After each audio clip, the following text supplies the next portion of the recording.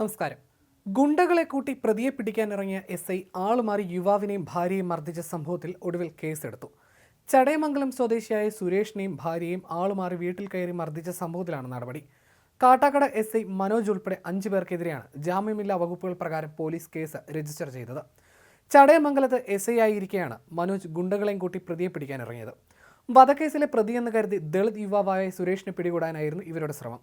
ഒരു പോലീസുകാരനും 3 ഗുണ്ടകളുമാണ് S I മനോജിന്റെ അന്വേഷണ സംഘത്തിലുണ്ടായിരുന്നത്. ആള് മാറിയതാണെന്നും താൻ തെറ്റ് ചെയ്തിട്ടില്ലെന്ന് സുരേഷ് ആവർത്തിച്ചു പറഞ്ഞിട്ടും എസ് ഐ മനോജ് ഇയാളെ വെറുതെ വിട്ടില്ല. സുരേഷിനെ മർദ്ദിച്ചെന്നും കൈകളിൽ വിലങ്ങിട്ട് കുനിച്ചു നിർത്തി ഇടിച്ചെന്നുമായിരുന്നു എസ് ഐക്കെതിരെയുള്ള പരാതി. സുരേഷിന്റെ ഭാര്യയും ഇവർ ആക്രമിച്ചിരുന്നു.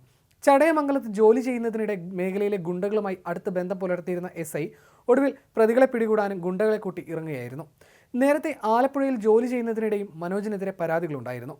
ദളിത് യുവാവിനെ ഗുണ്ടകളെയും കൂട്ടി മർദ്ദിച്ച സംഭവത്തിൽ നേരത്തെ കൊട്ടാരക്കര ഡിവൈഎസ്പി ഉൾപ്പെടെയുള്ളവർക്ക് പരാതി നൽകിയിരുന്നു. തുടർന്ന് കൊട്ടാരക്കര ഡിവൈഎസ്പി അന്വേഷണം നടത്തി റിപ്പോർട്ട് സമർപ്പിച്ചതിന് പിന്നാലെയാണ് എസ് ഐ അടക്കം 5 പേർക്കെതിരെ പോലീസ് കേസെടുത്തത്.